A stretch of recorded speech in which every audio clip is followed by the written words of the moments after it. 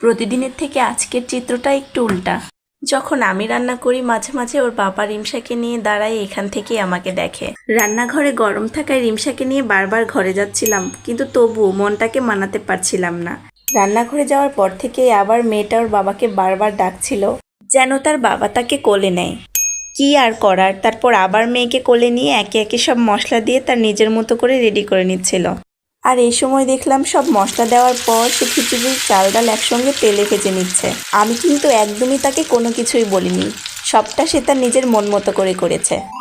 এই সময় রিমসার বাবা মসজিদে গিয়েছিল, আর এদিকে মেয়েটা বাবা বাবা করে পাগল হয়ে যাচ্ছে। রেখে গিয়েছিল বলে প্রথমে তো খুব মন খারাপ করেছিল। দরজায় দাঁড়ায় দেখছিল সব মানুষ চলে যাচ্ছে, কিন্তু তার বাবা তো আসছে না।